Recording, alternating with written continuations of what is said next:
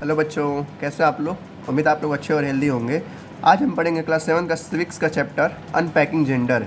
यानी कि इसमें हम जेंडर के बारे में पढ़ेंगे, यानी कि ओपन जेंडर। जैसे जेंडर मतलब होता है लिंग, आप स्त्रीलिंग है, ठीक है, मेल है कि फीमेल है, ठीक है। और जो भी जात वगैरह है, जैसे मेन इसमें चैप्टर में आप फीमेल और मेल के बारे में ही देखेंगे। यानी कि पहले जो अब तो नहीं है उतना है, सबको इक्वल मात्रा में ट्रीट किया जाता है, ठीक है। लेकिन 2010 के पहले या 2005 के पहले आप देखेंगे तो काफ़ी ज़्यादा इनइक्वालिटी था लोगों में। यानी कि लेडीज़ को वगैरह कुछ कामें थी जो करने नहीं दिया जाता था। यानी कि जितने भी फीमेल्स थी उनको पढ़ाया नहीं जाता था, ना ही उनको कोई बाहर का काम करने दिया जाता था, ठीक है। उनको बस काम क्या था, घर पे रह के खाना बनाना और घर पे रह के ही पूरा जीवन निकालना, ठीक है। तो ये सारी चीज़ें पहले थी, अब नहीं है। तो पहली चीज़ों उनको पढ़ना है, ठीक है। चलिए देखते हैं।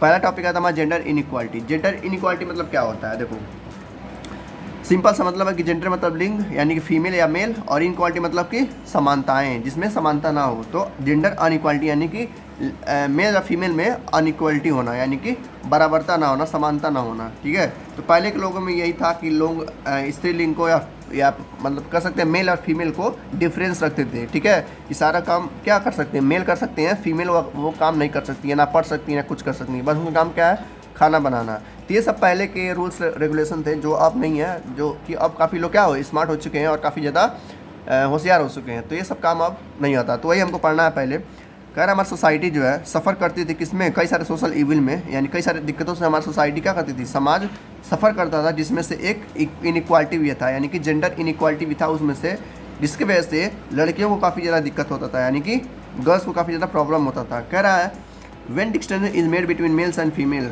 यानी कि जब अंतर बनता है मेल और फीमेल में, तो उस समय पे जिसके साथ अनट्रीट किया जाता है, यानी कि जिसके साथ भेदभाव किया जाता है, उसके साथ काफ़ी बुरा होता है, यानी कि उसको काफ़ी बुरा लगता है। भाई आपके साथ ही अगर कोई बेइज्जती करता है आपका, या कोई कहता है कि तुम इस काबिल नहीं हो, ठीक है, तो आपको भी बुरा लगता है कि वो मुझे ऐसा बोल रहा है। तो ऐसे ही लड़कियों को कई बार सेंचुरीज से, यानी कि 100-200 सालों से उनके साथ ऐसा ही हो रहा था। तो सोचो उनको कितना बुरा लग रहा होगा। तो वही उनके बारे में हमको पढ़ना है, ठीक है। बॉयज़ एंड गर्ल के बारे में ट्रीट किया जाता था, ठीक है।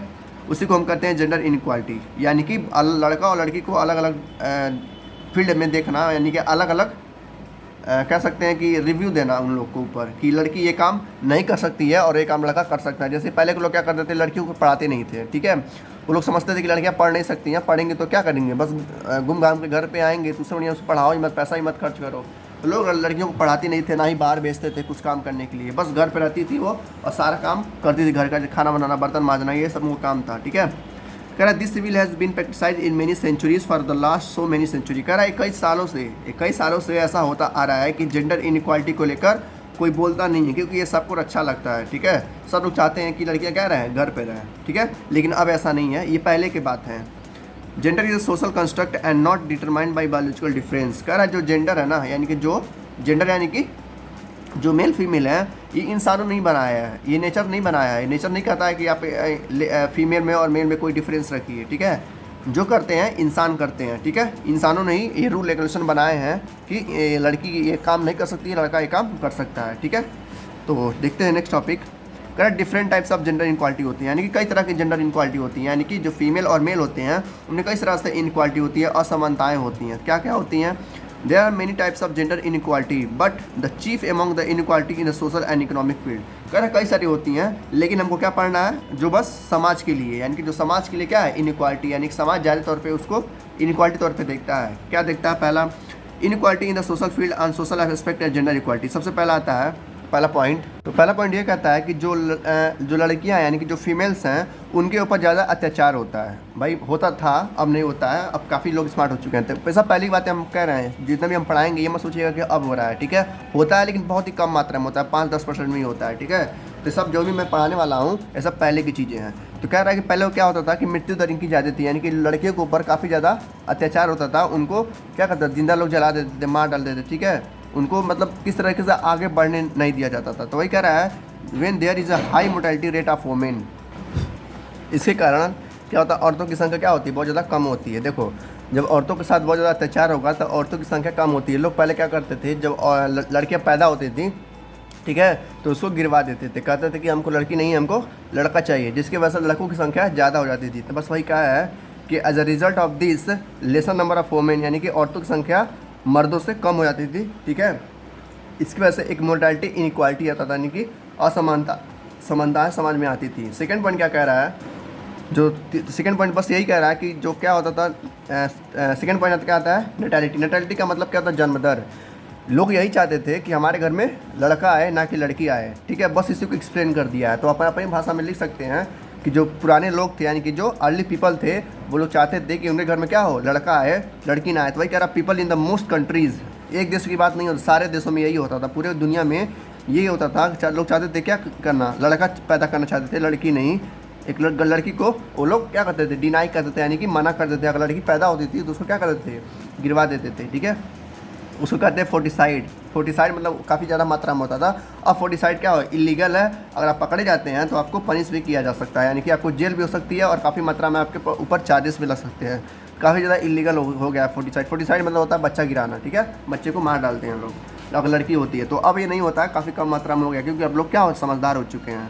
थर्ड पॉइंट क्या कहता है, जो पहले के लोग थे, जो फैमिली में क्या होता था, देखो जो फैमिली में मान लो एक लड़की एक लड़का है तो लड़के के लोग ज़्यादा मतलब देख रेख करते थे, बाकी जो लड़की रहती थी उसके लिए कुछ खास इंतजाम नहीं किए जाते थे। जैसे फेस्टिवल वगैरह आता था, लड़की के लिए नए नए कपड़े खरीद देते थे, ठीक है, नए नए जूते खरीदे जाते थे। लेकिन जो वहीं पर जो लड़की थी उनके लिए वो लोग ज़्यादा कपड़े नहीं, वही पुराने कपड़े वो लोग उसको दे देते थे, लो तुम पहनो, तुम किसी काम की नहीं हो। मतलब कुल मिला के उनके ऊपर क्या अत्याचार किया जाता था लड़कियों के ऊपर, ठीक है, फैमिली में भी।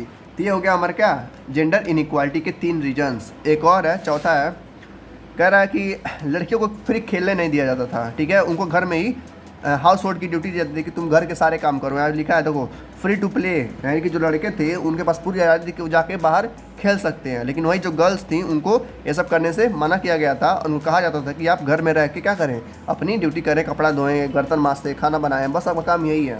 तो पहले की लड़कियाँ बस यही करती बेचारी रह जाती थी, उनको आगे बढ़ने का मौका नहीं मिल पाता था। जो पहले के लोग थे, फोर्थ पॉइंट कहता है कि जो पहले के लोग थे वो क्या करते थे, बस लड़कों को ही पढ़ाते थे, लड़कियों को स्कूल ही नहीं भेजते थे वो लोग। यही कह रहा ना, इन मेनी कंट्रीज़, बस भारत की बात नहीं है, हर कंट्री में यही हाल था कि लोग लड़कों को पढ़ाते थे, ज़्यादा से ज़्यादा पैसे खर्च करते थे, ठीक है, और वही लड़कियों को भेजते ही नहीं थे। वो सोचते थे कि लड़कियों के लिए स्कूल नहीं है, उनका काम कहाँ है, बस घर में है, ठीक है। नेक्स्ट टॉपिक आता है हमारा inequality in the economical field और economical aspect of gender inequality. मतलब क्या है, देखते हैं। कह gender inequality previous the economic field, यानी कि जो जेंडर इनइक्वालिटी है इसकी वजह से क्या होता है, हमारा इकोनॉमिक डाउन होता गया और लोगों को पता भी नहीं चला। जब पता चला तो ये सब हटाया गया। तो देखते हैं पहला पॉइंट ये है, कह रहा कि जब फैक्ट्री वगैरह में जो लोग काम करते हैं, यानी कि इकोनॉमिक क्या होता है, फैक्ट्री वगैरह से ही तो बढ़ती है, फैक्ट्री में जितने ज़्यादा काम करने वाले रहेंगे उतना अच्छा होगा। लेकिन उसमें भी उन लोग के साथ इनइक्वालिटी यानी कि भेदभाव होता था, यानी कि लड़कियों के साथ भेदभाव होता था। क्या भेदभाव होता था, जो फैक्ट्री के मालिक थे वो कहते थे कि लड़कियां ये सब काम नहीं कर पाएंगी, क्योंकि वो उनके जो हाथ वगैरह होते हैं उनके पास इतना पावर नहीं होता कि वो बड़े बड़े लोगों को या बड़े बड़े ये सब काम कर सकें। तो वो लोग क्या कर देते, औरतों को काम नहीं देते। अगर औरतें काम मांगने आती भी थी किसी तरह से तो उनको लोग भगा देते थे। आप कहते थे कि तुम मेरे फैक्ट्री में काम नहीं कर सकती, क्योंकि ये काम क्या है, मर्दों के लिए है। तो सब काम पहले मतलब किया जाता और उनके साथ काफ़ी ज़्यादा बुरा भेदभाव किया जाता लड़कियों के साथ। सेकेंड पॉइंट क्या कहता है, सेकंड पॉइंट कह रहा है कि अगर गलती से उनको कहीं काम मिलता था, यानी कि लड़कियों को अगर काम मिल भी जाता था तो उनको लोग आधा वेजेस देते। जैसे मान लेते हैं अगर लड़कों को उस फैक्ट्री में 100 रुपये मिल रहा है, मान ली इस फैक्ट्री में काम कर रहा है लड़का, ठीक है, अगर लड़कों को 100 रुपये मिल रहा है तो वही काम अगर लड़की कर रही है तो उसको 50 रुपये देते थे। इतना ज़्यादा अंदर भेदभाव था कि आप जब सुनेंगे इस बातों को तो आपको खुद इतना बुरा लगेगा लड़कियों के लिए, ठीक है। लड़कियों के साथ काफ़ी ज़्यादा भेदभाव होता था। तो वही कह रहा है कि लड़कों को अगर फुल वेज देते जाते थे तो उनको less wage as compare to men, यानी कि मर्दों के मुकाबले में उनको कम तनख्वाह मिलती थी। किसको, लड़कियों को। थर्ड पॉइंट कह रहा है, देखो थर्ड पॉइंट कह रहा है, ये काफ़ी अच्छा पॉइंट है।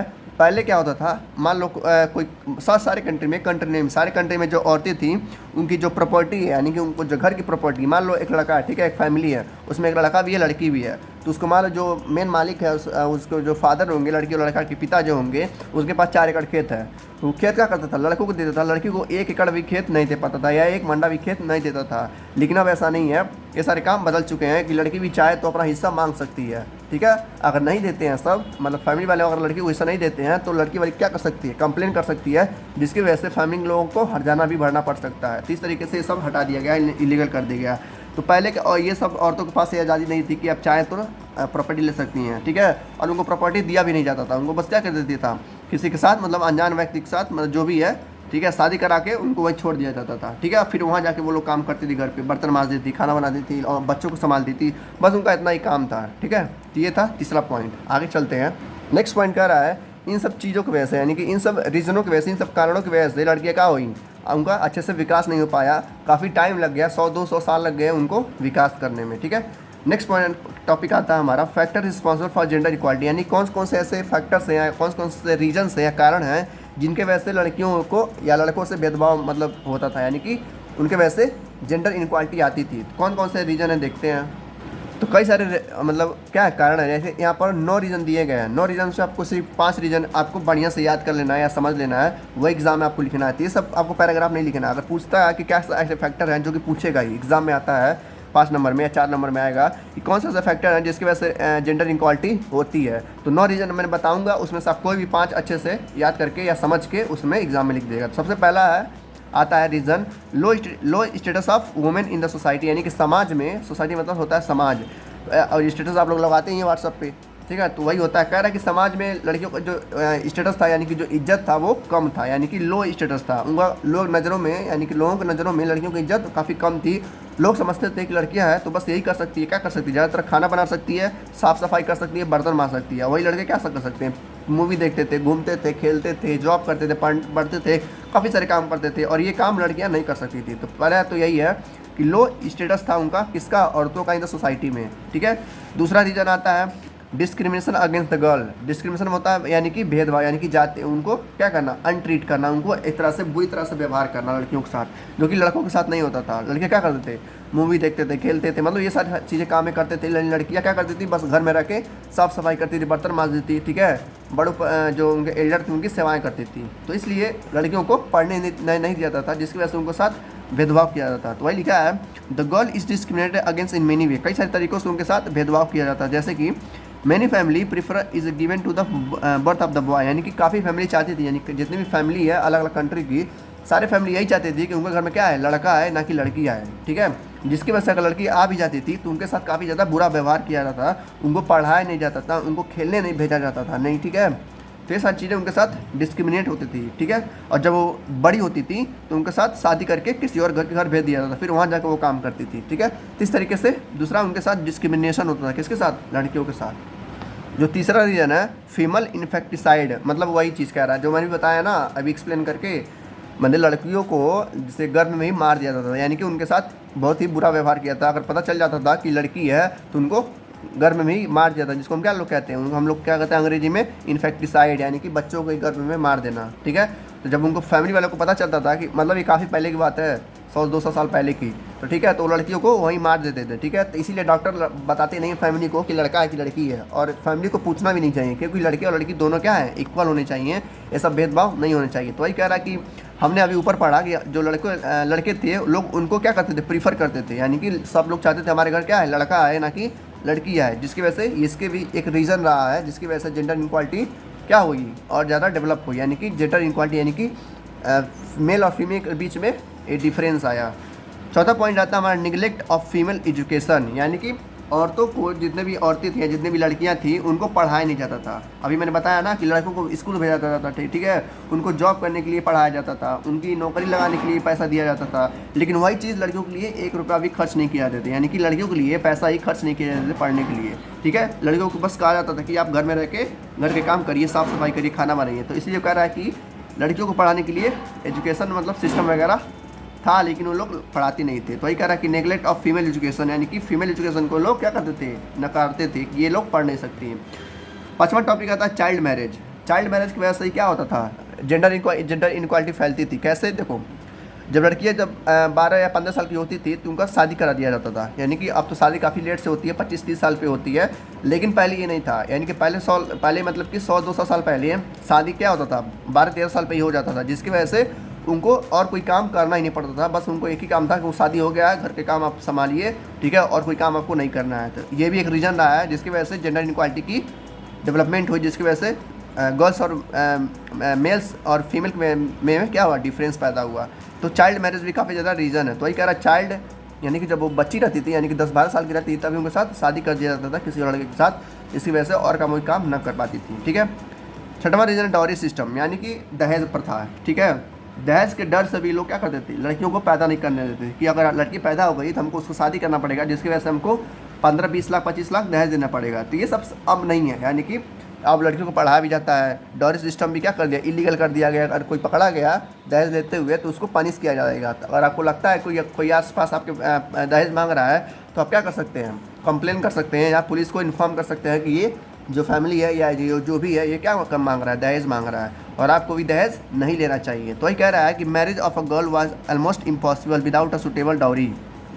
लड़कियों की शादी करने के लिए काफ़ी ज़्यादा दहेज देना पड़ता था, यानी कि पैसा वगैरह लगता था, जिसकी वजह से लोग नहीं चाहते थे कि हमारे घर में लड़की आए। ठीक है, लड़की आती है तो क्या करना पड़ेगा, दहेज देना पड़ेगा। लड़का आ गया तो दहेज मिलेगा। तो जिसकी वजह से क्या हुआ, एक तरह से जेंडर इनक्वालिटी को इसमें भी क्या हुआ, फ़ायदा हुआ। ठीक है, इस तरीके से काफ़ी ज़्यादा जो गरीब लड़कियाँ थी उनके साथ काफ़ी बुरा व्यवहार होता था और कभी कभार वो क्या कर लेती, सुसाइड कर लेती थी। कौन, गरीब लड़कियाँ, क्योंकि वो ये सब नहीं सह पाती थी। भाई जाहिर सी बात है, लड़कियों के ऊपर इतना ज़्यादा मतलब लोड दिया जाता था कि तुम्हारी शादी नहीं हो रही है, तुम्हारे ऊपर काफ़ी दिक्कतें हो रही हैं, तुम्हारी वजह से ये हो रहा है, तुम्हारी वजह से वो हो रहा है। ठीक है, तुम्हारी वजह से हमको दिक्कत हो रही है। तो ये सब लड़कियों को सुनाते थे लोग, जिसकी वजह से क्या हुआ, लड़कियाँ दब जाती थी बेचारी, वो लोग समी रह जाती थी। 7वां reason, no permission for widow remarriage, यानी कि जो लड़कियाँ विधवा हो जाती थी, जैसे किसी मान लो शादी हो गया, ठीक है, शादी होने के बाद उनका पति या हस्बैंड मर गया किसी कारणवश, या उनका एक्सीडेंट हो गया, किसी बीमारी हो गया, ठीक है, तो लड़के क्या होती थी, विधवा हो जाती थी, यानी कि वीडो हो जाती थी। वीडो को कहते हैं लोग विधवा, क्या कहते हैं, विधवा। ठीक है, तो विधवा होने के बाद लड़कियों को दोबारा शादी करने की अनुमति नहीं थी। ये अनुमति कौन देता, समाज, जो समाज के लोग थे उस समय के, जो 100 सेंचुरी या मतलब 100-200 साल के जो पुराने लोग थे, वो लोग मानते थे कि एक बार शादी हो गया तो दोबारा शादी नहीं हो सकता। जिसकी वजह से क्या होता था, लड़कियों को अकेले ही पूरा जीवन बिताना पड़ता था, छोटे मोटे काम करें किस तरह से अपना पेट भर सकें। इसकी वजह से क्या हुआ, जेंडर इक्वालिटी को बढ़ावा मिला। ठीक है, फिर था सती सिस्टम। सती सिस्टम क्या होता है, जो सती सिस्टम था ये सबसे गंदा सिस्टम था, यानी कि सबसे घटिया सिस्टम था। क्यों, देखो लोग मानते थे, काफ़ी पहले की बात हो रही है, लगभग 100 से 2 साल 1000 साल पहले की बात हो रही है। लोग मानते थे कि अगर किसी लड़की का हस्बैंड, जिसका शादी हो चुका है, उसका हस्बैंड अगर मर गया तो लड़कों को भी क्या होना चाहिए, लड़की की जो लड़की है यानी कि जो विधवा है उसको भी आग में जल जाना चाहिए। मतलब लोग ऐसे ज़बरदस्ती करते थे। वो कहते थे, जो पंडित वगैरह होते थे उस समय के, जो प्रीस्ट वगैरह होते थे, ठीक है, जो उनके संबंधित यानी कि जो उनके चाचा वगैरह होते थे, मामा वगैरह होते थे, सारे लोग कहते थे कि खुद को आग में जला ले। देखो साफ साफ लिखा, मैं नहीं कह रहा हूँ, ये बुक का बोल रहा है। ठीक है, यही सच्चाई भी है, पहले को लोग यही करते थे। देखो लिखा है, आफ्टर द डेड हस्बैंड, यानी कि हस्बैंड के मरने के बाद, इफ़ सी हेजिटेटेड, यदि लड़की नहीं चाहती है कि वो आत्महत्या करे या आग में जले, फिर भी लोग क्या करते थे, उसको पुश करते थे, यानी कि ज़बरदस्ती करते थे। कौन लोग, प्रीस्ट लोग और उसके रिलेटिव लोग, push her into the flames. Flame मतलब होता है आग, तो आग में जलने के लिए वो उसको कहते थे। And it only proves how the selfish society torture the women for. इस तरीके से जो सोसाइटी थी वहाँ की, समाज की सोसाइटी थी, उस तरीके से औरतों को टॉर्चर करती। टॉर्चर यानी कि उनके साथ बुरा व्यवहार करती। सोचो इतना बुरा उन लोगों का सिस्टम था, सती सिस्टम। तो ये इसको जरूर लिखिएगा एग्जाम में। अगर आप इसको लिखते हैं तो आपको टीचर को लगेगा हाँ ये बच्चा अच्छे से पढ़ा है, काफ़ी डिटेल इसको नॉलेज है। ठीक है, तो इसको जरूर लिखिएगा अपने रीजन में। तो 8वां रीजन है। 9वां रीजन देखते हैं। 9वां रीजन भी वही जो मैंने बताया है। कह रहा है कि हिंदू सोसाइटी में, बस हिंदू की बात हो रही है अभी, हिंदू सोसाइटी में कोई राइट ही नहीं था जिसकी वजह से औरतों को अपना प्रॉपर्टी मिल सके। अभी मैंने बताया ना कि एक लड़का है, एक लड़की है, उसके पिताजी हैं जिनके पास 4 एकड़ खेत है, तो 4 एकड़ खेत किसको देंगे, अपने लड़कों को देंगे। अपनी लड़कियों को 1 एकड़ या 1 मंडा भी खेत या 1 बीघा भी खेत नहीं देते थे लोग।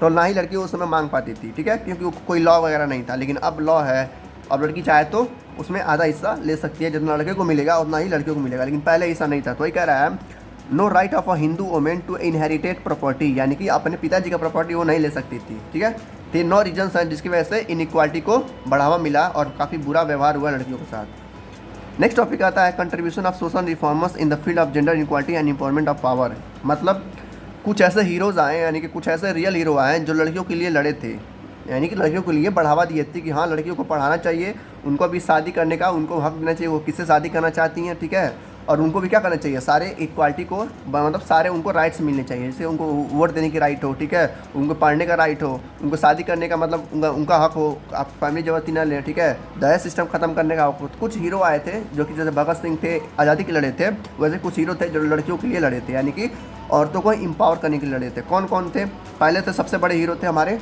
राजा राम मोहन रॉय। ये हमने पिक्चर टर्म में पढ़ा है। ठीक है, ये क्या किए थे देखते हैं। देखो तो इन्होंने क्या किया था, इन्होंने एक समाज बनाया था जिसका समाज का क्या नाम था, ब्रह्मोस समाज। इसमें लोग ये क्या करते थे, राजा राम मोहन रॉय, इनका नाम जरूर याद रखिएगा। क्या किए थे, देखो पहली बात तो पहले रिफॉर्मर थे जो लड़कियों के लिए लड़े थे। क्या नाम था, राजा राम मोहन रॉय। क्या नाम है, राजा राम मोहन रॉय। ये क्या किए थे, एक ब्रह्मो समाज बनाए थे। ब्रह्मो समाज यानी कि एक तरह का समाज होता है जिसमें लड़कियों को एम्पावर किया जाता है कि आप ये सब काम कर सकती हैं। तो या क्या क्या क्या बोले थे लड़कियों के लिए, इन्होंने कहा था कि लड़कियों को पहली बात एजुकेशन का राइट्स मिलना चाहिए, यानी कि लड़कियों को भी हक मिलना चाहिए पढ़ने का, सबसे पहला राइट्स ये इन्होंने ये कहा था। दूसरी बात इन्होंने कहा था कि जो विडो औरतें यानी कि जो विधवा औरतें हैं वो दोबारा शादी कर सकती हैं अगर वो चाहें तो, ठीक है, जबरदस्ती उनके साथ नहीं किया जाएगा, ठीक है। तो ये दो इनके मेन क्या थे, पॉइंट्स थे जिन्होंने राजा राम मोहन क्या किए थे, लड़कियों के लिए लड़े थे, लड़कियों का अगेंस्ट नहीं, लड़कियों के लिए लड़े थे। तो इन्होंने क्या क्या किया था, ब्रह्मो समाज बनाया था। उस ब्रह्मो समाज ने इन्हें 2 रूल दिया था। क्या कह दिया था, पहला ये कि लड़कियों को पूरा राइट्स मिलना चाहिए पढ़ने का, यानी कि वुमेन्स एजुकेशन होना चाहिए। दूसरा कि विधवा जो औरतें यानी कि जो विडो हैं उनको रीमैरिज का भी राइट्स मिलना चाहिए, अगर वो चाहें तो दूसरी शादी वो कर सकती हैं। तो ये थे राजा राम मोहन राय। हमारे दूसरे हीरो आते हैं ईश्वर चंद विद्यासागर। इन्होंने क्या किया था, इन्होंने एक इंस्टीट्यूशन फाउंड किया था, यानी कि एक तरह से संस्था खोली थी जिसमें जो विधवा औरतें थीं उनको दोबारा शादी करने का मौका मिलता था और बच्चे भी पैदा करने का मतलब मौका होता था। जैसे कहाँ लिखा ना, इनकरेज विडो री मैरिज, यानी कि जो विडो औरतें थी यानी कि जो विधवा औरतें थी उनको इनकरेज करते थे ये लोग, मतलब आप चाहें तो दोबारा शादी कर सकते हैं, आपको कोई नहीं रोकेगा, ठीक है, हम आपके साथ हैं। And started the movement against the child marriage, और जो बचपन में शादी कर दिया जाता था लड़कियों का, उनके खिलाफ थे, ठीक है। हमने देखा किसका नाम राजा राम मोहन का, इन्होंने 2 काम किया, ठीक है, और विधवा औरतों के लिए और लड़कियों के पढ़ाई के लिए। दूसरे हीरो आए कौन, ईश्वर चंद विद्यासागर। इन्होंने क्या किया, इन्होंने भी विधवा औरतों के लिए दोबारा शादी करवाने का प्रस्ताव रखा और लड़ा भी, और चाइल्ड मैरिज के खिलाफ भी लड़ा। चाइल्ड मैरिज यानी कि बचपन में जो शादी कर दिया जाता था लड़कों लड़कियों की, उनको इन्होंने क्या किया, टाला, यानी कि ये सब गलत बातें हैं इन्होंने कहा, ठीक है। तीसरे हीरो आते हैं स्वामी दयानंद सरस्वती। इन्होंने क्या किया, इन्होंने भी एक समाज को फॉर्म किया जिसका नाम था आर्य समाज। क्या नाम था, आर्य समाज। इसमें क्या होता था, इन्होंने कहा कि लड़कियों को, इन्होंने 3 चीज़ें कही, क्या कि लड़कियों को पूरा आज़ादी मिलनी चाहिए पढ़ने का, वो जो चाहे वो पढ़ सकती हैं, जहाँ चाहे वहाँ पढ़ सकती हैं, ठीक है। तीसरा चीज़ का जो ये सिस्टम था, कौन सिस्टम, सती वाला सिस्टम, जो सबसे गंदा सिस्टम था।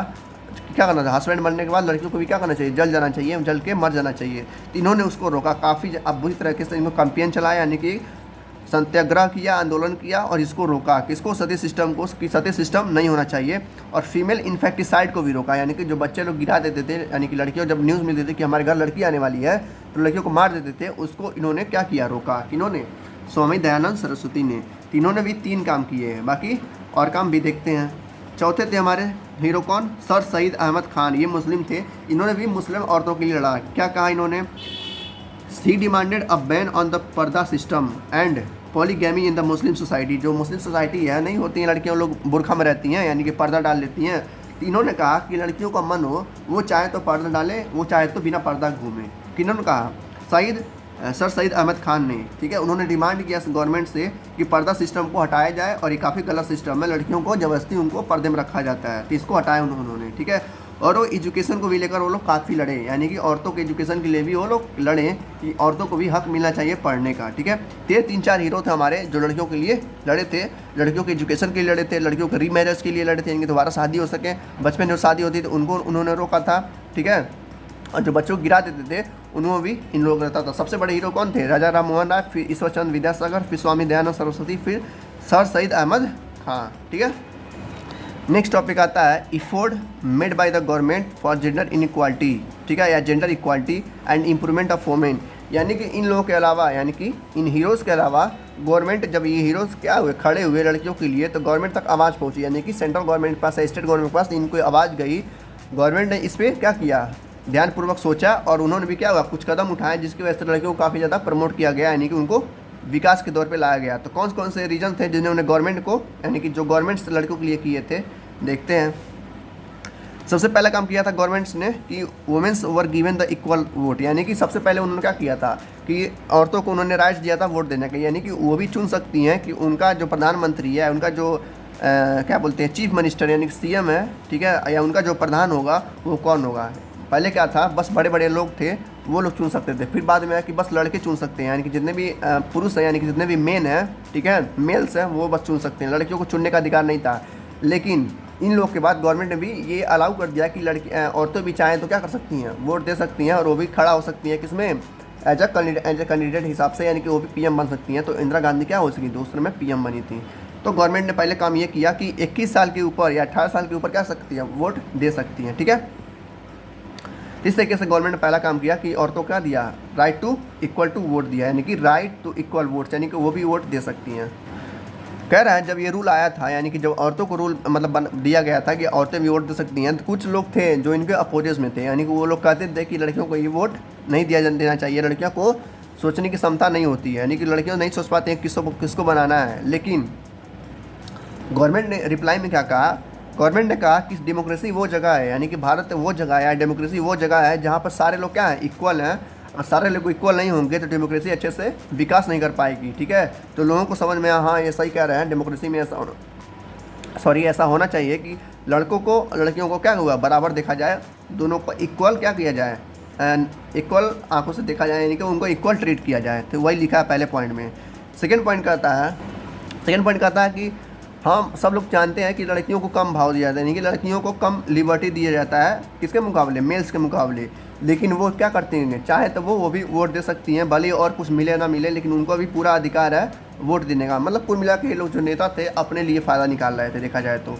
ठीक है, कुल मिला के अपने लिए फ़ायदा निकाल रहे थे कि हमको कम से कम वोट मिले उनकी वजह से। ठीक है, फिर दूसरा जो गवर्नमेंट ने काम किया, दूसरा जो गवर्नमेंट को बढ़ावा दिया वो क्या था, equal share in the property of for parents. ये काफ़ी बड़ा पॉइंट है गवर्नमेंट के हिसाब से।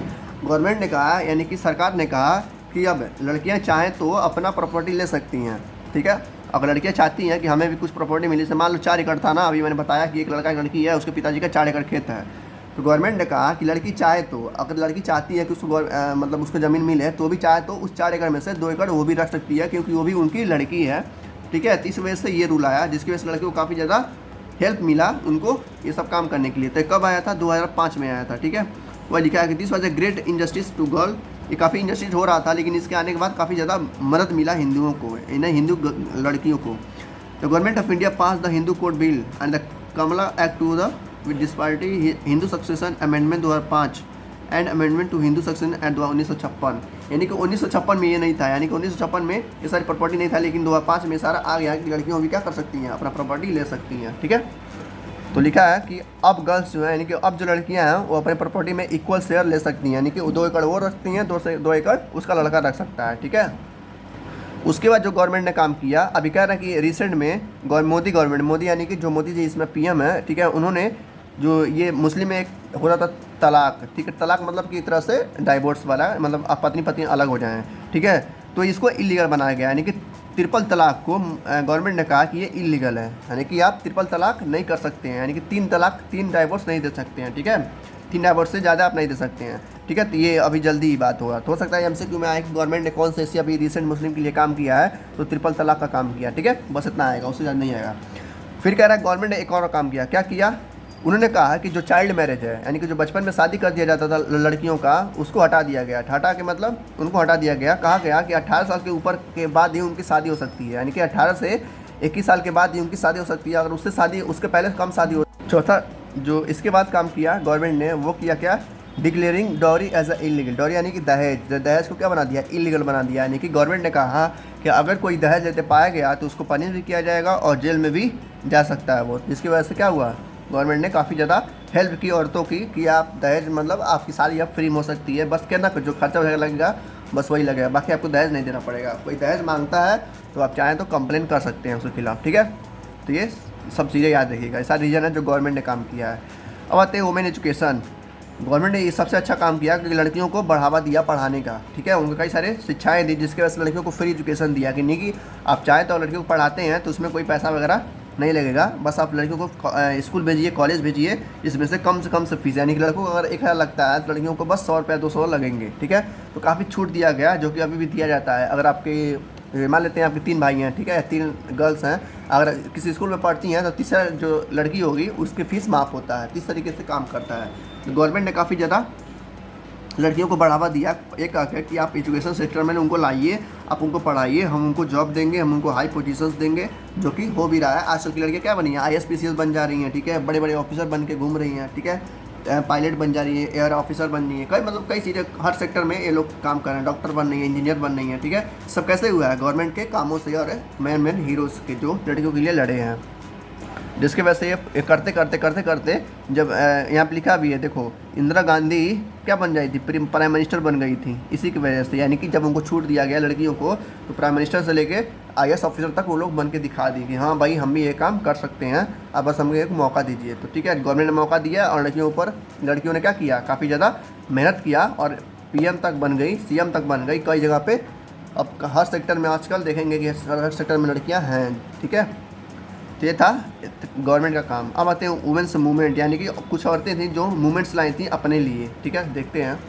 इस पूरे पैराग्राफ में यही कह रहा है कि जितनी भी लड़कियां थी, कुछ लड़कियों ने क्या किया, अपने लिए लड़ा।